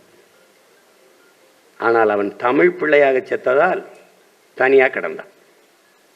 இதுதான் இங்க இருக்கிறது. இந்த சிக்கலை நீ இதை புரிஞ்சுக்கிட்டீங்கன்னா இங்க வர்றது. ஐயா காப்பா அரவாணன் தமிழன் ஏன் அடிமையான நூலை பல முறை நான் பரிந்துரைச்சிட்ட படிச்சுக்கினா பெரிய காரணம் இல்லடா. ஒன்னு தமிழனுக்கு போர்க்குணம் இன்மை. அதுக்கு அவரே சொல்றாரு, முதலில் பண்பட்ட இனம் போர்க்குணம் அற்று போயிடும். 13 தலைமுறைக்கு ஒரு தடவை மரபணு மாறிடுது. இது பல மூத்த இனம்னால மரபணு மாறிடுச்சு, போர்க்குணம் அற்று போயிடுச்சு. போர்க்குணம் அற்றுச்சுன்னா என்னன்னா, இப்ப அங்க பிரச்சனை எதுக்குப்பா, நமக்கு எதுக்குப்பா வம்பு, எதுக்குப்பா பிரச்சனை? இந்த ரொம்ப படிச்சவன் நாகரிகமானவங்கிறது நீ பாத்துக்க. அண்ணா நகர், அசோக் நகர், இந்த மாதிரி கேட்க நகர், உயர்ந்த குடிகள் இருக்கும்ல, அடுக்ககங்கள்ல இருக்கும்ல, வீடு புறா கூடு மாதிரி ஜோடி ஜோடியா இருக்கும். ஒரே கதவை, இந்த வீடு கதவு இருக்கு, இந்த வீட்டு கதவு இருக்கு, அந்த வீட்டு கதவு இருக்கு, இந்த வீட்டு கதவு இருக்கும். இத்தனை அடுக்ககத்துல போய் 65 வயசு ஆத்தாவை போய் கழுத்தறுத்து நகை திண்டு போயிருக்கான்னா அப்ப சுத்தி இருந்தவனா என்னடா பண்ணான்னு கேட்டீங்கன்னா பதில் இல்லை.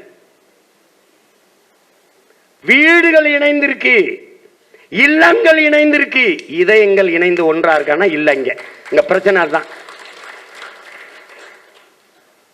இது நல்லா கவனிச்சுக்க.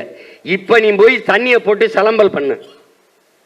நீ போய் அந்த இடத்துல அடுக்ககத்துல பெரிய இந்த படித்தவர்கள் பெரிய வேலை செய்யற உயர்ந்த குடிமக்கள் இருக்கிற இடத்துல போய் ஏய் அப்படின்னு சத்தம் போடு. டப்பு டப்புன்னு கதவு ஜன்னலை பூட்டிக்கிட்டு லைட் விளக்கு அணைச்சிட்டு படுப்பானே ஒழிய 10 பேர் இறங்கி வந்து ஏய் யாரா என்னடா இங்க ஒருத்தன் கேட்டா எனக்கு அங்கிருந்து அழைச்சி பேசு, கேட்க மாட்டான். ஆனா நீ அப்படியே வா, எங்க கிராமத்துக்கு வா, அங்க ஒரு வீடு, அங்க ஒரு வீடு, அங்க ஒரு வீடா இருப்பான். ஒரு சத்தங்க நாய் குலைச்சா டப்புன்னு விளக்கெடுத்துட்டு ஏய் முனியாண்டி என்ன நாய் குலைக்குது, என்னது? ஒண்ணுல மருமையை வெளியூர்ல இருந்து வந்திருக்காரு, அதானே சரி அண்ணே நீங்க வேணா வாங்க சோதிச்சு வேணா பாருங்க. தம்பி சொன்ன மாதிரி தான் இந்த இதுல எங்க ஊர்ல இருக்கு வா காட்டுற மாதிரி எங்க ஊருக்கு வா காட்டுறேன். ஒரு தனித்தனியா வீடுகள் இருக்கேன், இதயங்கள் இணைந்திருக்கு. ஓடுனா ஓடி வந்துருவான். இங்க அப்படி இல்லை. எதுக்கு சொல்றேன்? பண்பட்டுட்டானா, படிச்சுட்டானா, நாகரிகம் அடைஞ்சிட்டானா, தெருவுக்கு வரமாட்டானா, அதான் பிரச்சனை. அடுத்தது என்ன சொல்றாரு? பண்பட்டது போர்க்குணம் மற்ற போயிடுச்சு. தன்னிடத்தில் இருப்பதை விட பிறரிடத்தில் இருப்பது உயர்ந்ததுங்கிற எண்ணம். வெள்ளக்காரன் உனக்கு ஒரு பழமொழி சொல்றான்டா, ஆல் த கிளிட்டர்ஸ் நாட் கோல்டுங்கிறான், மின்னுவதெல்லாம் பொன்னல்லங்கிறான். உனக்கு ஒரு பழமொழி சொல்லிருக்காண்டா, இக்கரைக்கு அக்கறை பச்சைன்னு. நீயே பச்சையில தான் நிக்கிற, ஆனா ஓம் பச்சையை விட அந்த பச்சை பெரிய பச்சையா தெரியுது. இப்ப இதை மாத்திரம்டா, எக்கரைக்கும் இக்கரையே பச்சைங்கிறா, அதான் நம்ம கோட்பாடு. அப்ப நீ என்ன பண்ற? மின்னுவதெல்லாம் பொன்னல்லங்கிறான், நீ இக்கரைக்கு அக்கறை பச்சைங்கிறான். அவன் நீ டைம் இஸ் கோல்டுங்கிறான், அவன் நேரம் பொன் போன்றது இல்ல உயிர் போன்றதுங்கிறான். இது ரெண்டுக்கு இருக்க வித்தியாசம் தான். அப்ப இது எதை கவனிக்கணும் பாரு, எங்க கொண்டு நிறுத்திடும் பாரு. இந்த சாதியை இழிவு, இந்த தீண்டாமை, கொடுமை, இந்த பிளவு என்ன பண்ணும்னா தமிழ் சமூகத்தை கூறுறது போயிட்டு உனக்கிட்ட இருக்கிறத விட பிறர் இடத்துல உயர்ந்ததுன்னு நினைச்சேன். அதனால என்ன பண்ற? உன் தாய்மொழியை விட அடுத்தவ மொழி ஆங்கிலத்தை அறிவென்று நினைத்தாய். இது மாதிரி அடுத்தவ மொழி எப்படா உனக்கு அறிவாகும்? அதை நீ ஒரு தடவை கூட சிந்திக்கல. வெளிநாட்டுல வேலை கொடுத்திருக்கிறது உன்னுடைய இங்கிலீஷுக்கு இல்ல, உன்னுடைய கணினி பொறியியல் அறிவியல் அறிவுக்குத்தான். இங்கிலீஷ் அவனோட நீ நல்லா பேசிட போறியா? போட்டு குழப்பிக்கிறது. அந்த இடத்துல விழுந்த. அடுத்தது கடைசிக்கு வர்றாரு, அளவு கடந்த திரை கவர்ச்சிங்கிறாரு. அளவு கடந்த திரை கவர்ச்சிங்கிறாரு. பெரிய தத்துவங்களை, ஆக சிறந்த சித்தாந்தங்களை சினிமா கவர்ச்சி வீழ்த்திடுது, பல நேரங்களில் வீழ்த்திடுது.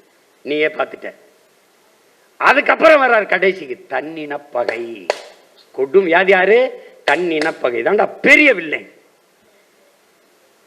சொந்த ரத்தங்களுக்குள் இத்தன் தன்னின பகைடா, தன்னின பகை. அதனாலதான்டா தமிழன் தலைவன் எல்லாரும் சில பகுதி கட்சி தொகுதி கட்சியா இருந்து விழுந்து போனான். தமிழன் அல்லாதவன் 234 போடுவான்டா, போட்டிடுவான். தமிழன் பூரா தனி சில 10 தொகுதி 20 30 தொகுதியில போட்டு சுருங்கிடுவான். காரணம் தன்னின பகை. அது எப்படி தெரியுமில்ல, நான் செத்தாலும் சரி நான் அவன் வாழ்ந்துடக்கூடாது. அப்படி இந்த கோட்பாடு தான். எனக்கு 2 கண்ணும் போனாலும் சரி அவனுக்கு ஒரு கண்ணாவது போயிடணும்.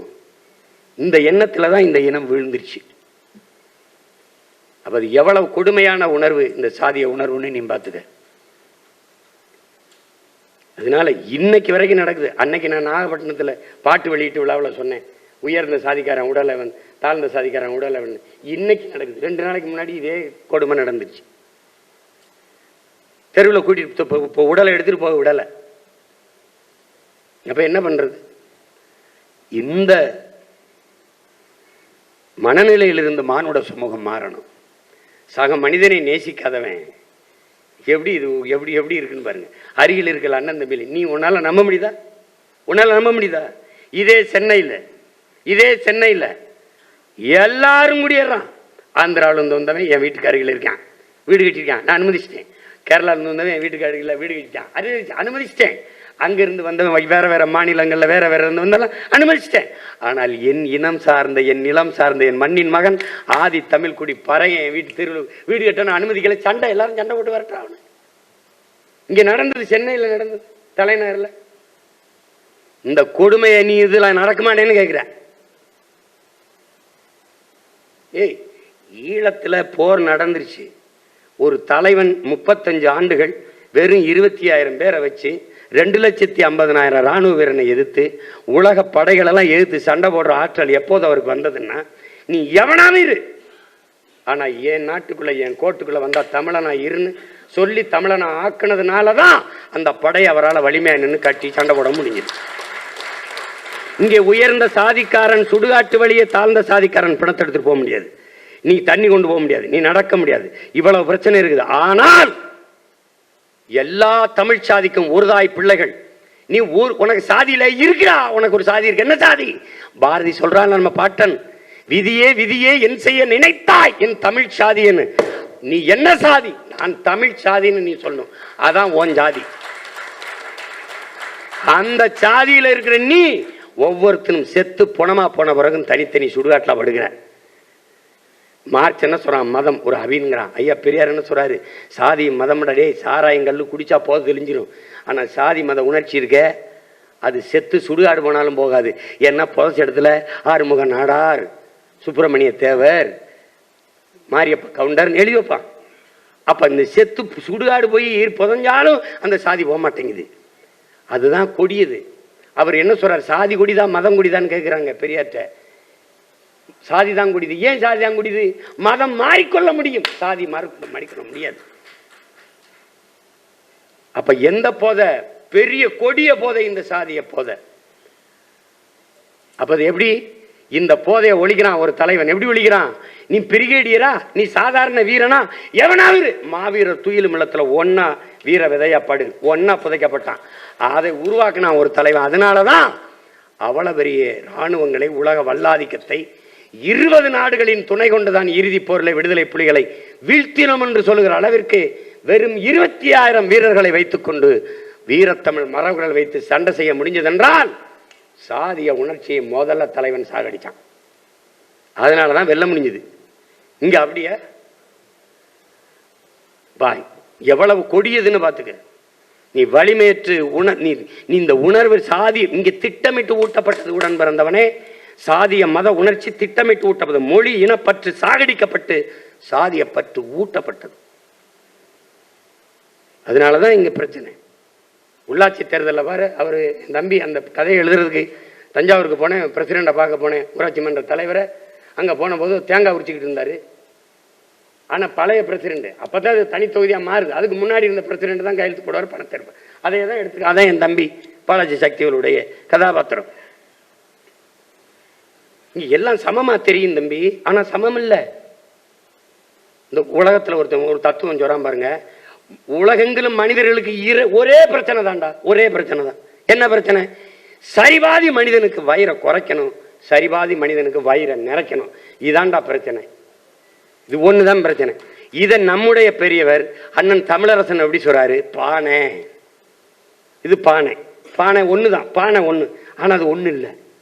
எப்படின்னா கொளுத்த பணக்காரன், அரசியல்வாதி, அதிகார திமிரில் இருக்கிறவன் வயிறெல்லாம் பானையின் வெளித்தோற்றம் போல ஊப்பி பிதுங்கி இருக்குது. ஆனால் உழைக்கும் மக்கள், வேளாண்குடி மக்கள், பஞ்சாலை தொழிலாளர்கள், அன்றாடங்காட்சிகள், தினக்குடிகள், எங்கள் வயிறு பானையின் உள்பக்கம் போல ஒட்டி இருக்குது. ரெண்டும் சமமாடா, பானை ஒண்ணுதான்டா, ஆனா ரெண்டு சமம் இல்லைங்கிறார். அப்படிதான் இந்த சமூகம் சிதறி கிடக்குது. அப்ப நான் பிரசிடென்ட் ஆயிட்டேன், ஆனாலும் கொடியேற்ற முடியாது, உட்கார நாற்காலி இல்லைன்னா அது எவ்வளவு பெரிய வலி என்பதை சகோதரத்துவம், சமத்துவம், ஜனநாயகம் எல்லாம் பேசுகிற நாட்டில் வாழுகிற மக்கள் சக மனிதனை மதிக்கலைன்னா என்னன்னு நீ பார்த்துக்க. அதைத்தான் இந்த படம் சாடுது. அதுல படத்தை எடுத்த என் தம்பி சரவணனுக்கு எவ்வளவு பாராட்டினாலும் தகும். இன்னைக்கு அண்ணன்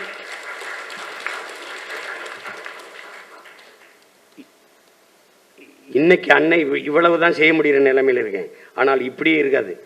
நான் ஒரு நாள் மாறும். தமிழ்நாடு அரசு திரைப்படம் தயாரிக்கும், NBC மாதிரி தமிழ்நாடு திரைப்பட வளர்ச்சி கழகம் வச்சு தமிழ்நாடு அரசு தயாரிக்கும். எனக்கு மன வலி இருக்குது. நான் அதிகாரத்தில் இருந்தேன்னா எங்கள் அப்பா பால்மேந்திராவையும் அப்பா மகேந்திரனை இப்படி சாக விட்டுருக்க மாட்டேன். நான் விளையாட்டு வீரர்கள்லாம் தத்தெடுத்து நிறைய காசு கொடுக்குற மாதிரி ஒரு விருதை வென்று வந்தால் அள்ளி கொட்டு கொடுப்போம். பத்திரிகையாளருக்கு தனி வீடு கொடுக்குற மாதிரி படைப்பாளிகளுக்கு தனி வீடு, அவர்களுக்கு வாகனம், அவர்களுக்கு எரிபொருள் எல்லாம் கொடுத்துருவோம். வேலை சசிகுமார் தத்தெடுக்கப்பட்டார், செந்தில் தம்பி பாலாசி சக்தியில் எடுக்கப்பட்டார், இந்த ராஜமுருகன் சார் நல்ல படைப்பாளி. பாப்பா ஒரு குழு இருக்கும், கதையை தேர்வு பண்ண நல்லா இருக்கு கதை தயாரி. என்னங்க அரசு சினிமா எடுக்கிறதானே? அரசு சாராய் வைக்கும் போது அரசு சினிமா எடுக்கக்கூடாதாடா? கலை கலை நானே எடுக்கிறேன். என் படத்தை எடு, நீ இல்லையா படத்தை கொடுத்துட்டு போய் நான் வெளியிடுறேன், உலக பட விழாவை கொண்டு போறேன். அன்னைக்கு யாரா சிறந்த நட்சத்திரம்? நீ தமிழ்நாட்டின் தூதுவன், நீதான் முகவர், வா உனக்கு இந்த சம்பளம். போய் நம்ம பிள்ளைகள் கொண்டு வர படத்தை ரெப்ரசன்ட் பண்ணி அதை எடுத்து பேசி உலக மக்கள்கிட்ட கொண்டு போ, உனக்கு சம்பளம். இப்படித்தான் உலக நாடுகள் இந்த கலையில் சிறந்து விளங்கும் போது அந்த நாடு கலை இலக்கியத்தில் புகழ் பெற்றிருக்குன்ற அர்த்தம். ஒரு நாடு இலக்கியத்தில் நோபல் பட்டு பரிசு பெற்றால் அது கலை இலக்கியத்தில், அறிவியலுக்கு பெற்றால் அறிவியலில் வளருதுன்ற அர்த்தம். உன் நாடு அப்படி இருக்கா? உன் நாடு அப்படி இருக்கா சொல்லு. கன்னிமாரான் நூலகத்திலே இடமில்லை, இடித்து விட்டு 100 ஏக்கரில் கட்டுவோம், அறிவு பசி கொண்டு தேசத்தின் இளைஞர்கள் அடைகிறார்கள் என்று இடித்துட்டு 100 ஏக்கரில் கட்டினால் அறிவு பசி கொண்டு அறிவார்ந்த சமூகமாக இந்த நாடு வளருது என்று பொருள். ஆனால் சென்னை மத்திய சிறையில் இடமில்லை, இடித்து விட்டு புழல்ல 100 ஏக்கரில் சிறை கட்டுவோம் என்று கட்டினால் இது குற்ற சமூகமாக உருவாகிறது என்று பொருள். எந்த நாட்டிலே நீதிமன்றத்திலே மருத்துவமனைகளே கூட்டம் குறைகிறதோ அந்த நாடு தாண்டா குற்றமற்ற சமூகம், அந்த நாடு தாண்டா ஆரோக்கியமான சமூகம். இன்னைக்கு மருத்துவமனைக்கு போனா படுக்க இடம் இல்லாம தரையில படுத்து கிடக்கிறான் நோயாளி. என்ன நாடு? மருத்துவத்தில் தரம் இருந்தால் மருத்துவமனையில் எண்ணிக்கை குறையணும், உடல் மக்கள் ஆரோக்கியமா இருந்தா. மருந்திலே தரம் இருந்தால் மருத்துவமனைகள் எண்ணிக்கை குறைவா இருக்கணும், மருத்துவத்தில் தரம் இருந்தால் மருந்தகத்தில் எண்ணிக்கை குறைவா இருக்கணும். தெருவுக்கு தெரு மருந்தகம், எங்கு பார்த்தாலும் மருத்துவமனை. காரணம் நோயாளிகள். அப்ப இந்த சமூகம் எதை நோக்கி போகுது? அப்ப அப்படிப்பட்ட சமூகத்தை உருவாக்கணும். என்ன பண்றது? அதை தான் நம்ம சிந்திக்க வேண்டியது இருக்கு. நீ கவனிச்சுக்க, உடன் பிறந்தவனே, சாதி மதம் சாமி இதை பற்றி சிந்திக்கிறவனுக்கு மக்களை பற்றி சிந்திக்க நேரம் இருக்காது. மக்களை பற்றி, மக்களின் நலத்தை பற்றி, எதிர்கால நல்வாழ்வை பற்றி சிந்திக்கிறவனுக்கு சாதி மதத்தை பற்றி சிந்திக்க நேரம் இருக்காது. அது இருக்கணும்பா, அது இருக்கட்டும், விடுப்பா, பாப்பா இங்க பாப்பா, என்னப்பா உன் பிரச்சனை? இதுதான்.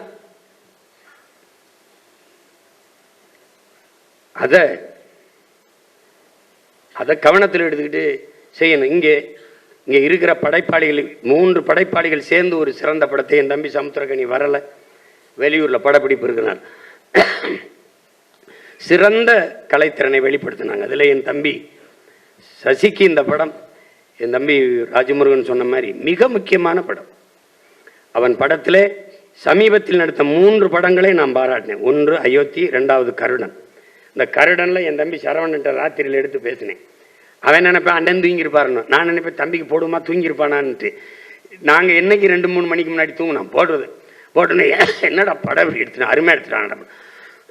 படத்தில் கடைசியாக ஒரு வசனம் இதே மாதிரி தான், வாழ்கிறதுக்கே அதிகாரம் தேவைப்படுதுங்கிற மாதிரி தான். அதில் ஒரு வார்த்தை சொல்லுவான், அது வில்லனை அடிச்சுவிட்டு சொல்லுவான், அண்ணே நாயா இருந்தேண்ணே, நான் நாயா இருந்தேண்ணே, என்னைய உன்னை மாதிரி மனுஷனாக்கிவிட்டியனே பாருங்க. அதை அந்த முழு படமும் அதுதான் அதை சொல்கிறது தான் படம். அது மாதிரி அதுக்கப்புறம் அந்த கருடன் படம் என் தம்பிக்கு, அதுக்கப்புறம் இந்த படம், அதுலெல்லாம் சசியாகவே இருப்பான்.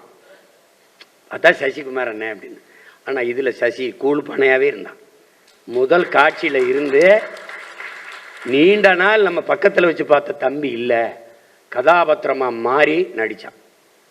அது மிகப்பெரிய பாராட்டுக்குரியது. மிகுந்த திறமையான ஒரு ஆற்றலை வெளிப்படுத்தினான் என் தம்பி. கொண்டு வந்த என் தம்பி சரவணனுக்கும் பாராட்டு, வெளிப்படுத்திய என் தம்பி சசிக்கும் என்னுடைய அன்பு நிறைந்த பாராட்டுக்கள். அதுக்கப்புறம் உடலில் எத்தனை உறுப்புகள் இருந்தாலும் அதை தாங்கி நிற்கிற முதுகெலும்பும் மாதிரி மொத்த திரைக்கதையும் ஒரே தூணில் அப்படி நிறுத்தினவன் என் தம்பி பாலாஜி சக்திவேல் அவர்கள். அவன் இல்லைன்னு வச்சுக்க, அது சசி நானுமே பேசணும், அண்ணன் அவர் சரியாக நடிக்கலைன்னா நம்ம எப்படின்னு நின்று அவர் நல்லா நிறுத்திட்டு. ஏன்னா இங்கே வில்லன் இல்லாத வேலையில் படத்தில் கதாநாயகனுக்கு ஒன்றும் இல்லை. அவன் ஒன்று போட்டால் தான் நம்ம ஒன்று போட முடியும். இப்போ இது உதாரணமாக ஒன்று போட்டு காட்டுறேன் பாரு. ஏய், தனி மரம் தோப்பாகாது, அவன் நான் தனித்தனி மரம்லாம் சேர்ந்து தான் தோப்பாகுது.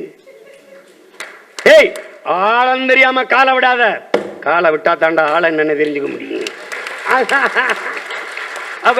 அப்ப அவன் ஒண்ணு போட்டாதான் நம்ம ஒண்ணு போட முடியும். அதுல பாலாஜி சக்திவேல் என் தம்பி அவன் நடிப்பு போட்டாதான் இவங்க எல்லாம் துவைக்க முடியும். என்ன சூரியன் பளிச்சுன்னா தான் அப்புறம் இரவுல நட்சத்திரம் மின்ன முடியும். அது மாதிரி மொத்தத்தையும் தூக்கி நிறுத்திட்டான். கனமான ஆள்ல பாத்திரமும் கனமாயிருச்சு. ஜிம்முக்கு போகும்போது கனமா இருக்கிற ஒரு தம்பி, அண்ணே நீங்களும் வெயிட் போடுங்க, ஏற்கனவே போட்டு தாண்டா இருக்கேன். அந்த மாதிரி அவன் கனமான கதாபாத்திரம். அவனுடைய உடல் மொழியிலையும் சின்ன சின்ன பாவங்கள் அந்த இதில் அழகாக அதை எடுத்துக்கொண்டு போய் சேர்த்துட்டான். எல்லாம் அந்த புதுமுக நடிகை சுருதி கந்தசாமியா அவங்களும் நல்லா நடிச்சிருந்தாங்க. இது சின்ன சின்ன பிள்ளைகள்லாம் நடித்த எல்லாரும் வந்திருக்காங்க. ரொம்ப அருமை. அந்த சின்ன பையன் வந்தான்ல தம்பி மகனை நடிச்சவன், இவனை பார்த்தா அவனை முழுசா பார்க்குறான். ஏய், இவ்வளவு அழகான பையனா இருக்கா நீ அப்படிங்கிறான். யாரு? சச்சி. அதில் கருப்படிச்சு விட்டு தடையை வளர்த்து பார்க்க ஒரு மாதிரி இருந்தானா, இப்போ பார்த்தா யாரோ வெள்ளைக்கார விட்டு போய் பிள்ளை மாதிரி இருக்கிற மாதிரி அழகாக இருந்தோன்னு சொல்கிறேன், என்னடா இவ்வளோ அழகான பையனா இருக்கா நீ அப்படின்னு. அந்த அளவுக்கு ஆட்களை உருமாற்றி அவர்களுடைய உடல் மொழியை மாற்றி மிக அழகாக அந்த படத்தை செதுக்கி கொண்டு வந்த என் தம்பிக்கு எவ்வளவு பாராட்டினாலும் தகும். அதனால அது யாருங்க இவங்க எல்லாம் பாராட்டுறதுன்னு நினைக்காத. இன்னைக்கு நான், நாளைக்கு 4 பேர், அப்புறம் 4000 பேர், அப்புறம் 40,000 பேர், அப்புறம் 4 லட்சம் பேர், அப்புறம் 4 கோடி பேர், அப்புறம் நாடு, அப்புறம் உலகம். அப்படிதான் தம்பி. எதையும் தனி மனிதன் கருத்து என்று தள்ளி வைத்து விட முடியாது. உலகத்தில் எந்த தத்துவங்களும் இதிகாசங்களும் புராணங்களும் எல்லாம் தனி ஒரு மனிதனால சொல்லப்பட்டதான். நந்தன் சிறந்த படைப்பு, நாங்கள் இன்னைக்கு சொல்றோம்.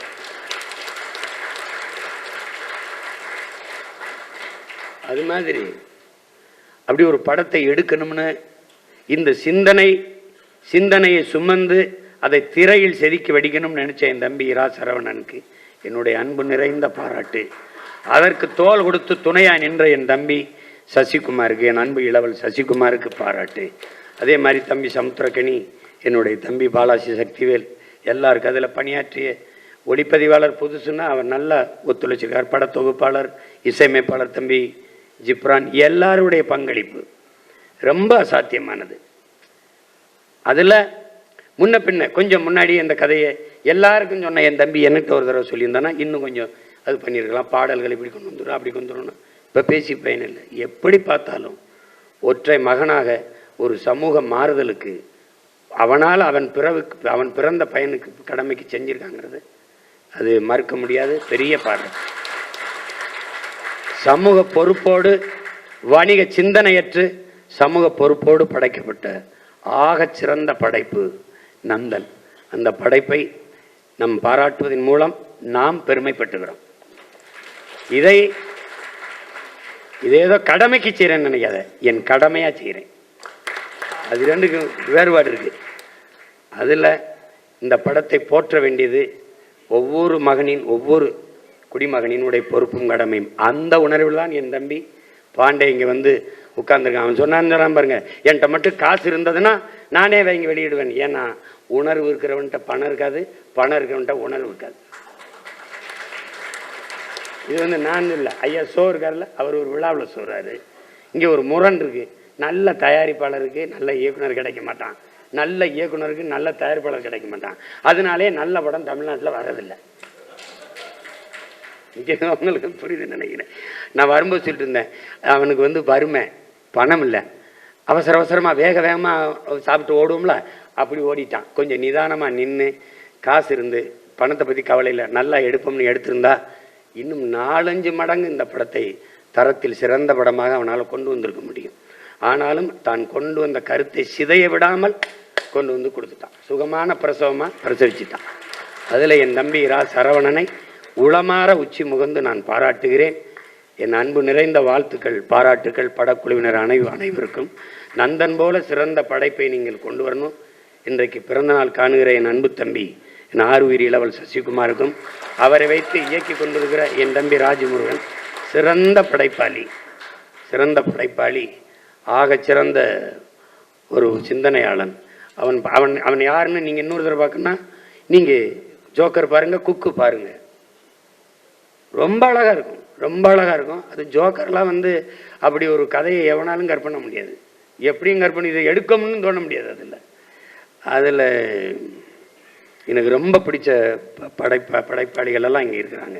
என் தம்பி வழக்கையன் 18களில் என்ன படம் எடுத்துருப்பான், சாம்ராயில் எப்படி எடுத்துருப்பான், பெரிய படைப்பாளி அவன். காதல்லாம் எவ்வளோ பெரிய, அதை காதல் படத்தை எடுத்து விட்டான். அம்மா வாசுகி எனக்கு ஃபோன் அடிச்சு, சீமான் உங்கள் தம்பி தானே சக்தி சொல்ல மாட்டீங்களா, 10ஆம் கிளாஸ் படிக்கிற பிள்ளையே காதலிக்கிற மாதிரி எடுத்து விட்டுருக்காரு, இது எப்படி இப்படின்ட்டு. அது படம் பயங்கரம் ஓடி போயிடுச்சு. நான் சொல்கிறேம்மா அப்படின்னு சொல்லிவிட்டு, அது மாதிரி சிறந்த படைப்பாளிகள்லாம் சேர்ந்து ஒரு சிறந்த படத்தை எடுத்திருக்கிறார்கள். ஆனால் நம்ம பாராட்ட வேண்டியது கடமை. அந்த கடமையை செய்த நிறைவு எனக்கு இருக்குது. இந்த விழாவில் எல்லோரும் வந்து பங்கேற்று நம்ம அன்பு பிள்ளைகளை வாழ்த்த வந்தமைக்கு என்னுடைய அன்பும் நன்றியும் வணக்கமும். குறிப்பாக இந்த மேடையிலே வீற்றிருக்கிறதிலே சிறப்பு என்னுடைய அண்ணன் ஞானவேல் அவர்களும், என்னுடைய அன்பு தம்பி பாண்டே அவர்களும், அவர்கள் எல்லாருக்கும் என்னுடைய அன்பும் வாழ்த்துக்களும். நன்றி, வணக்கம்.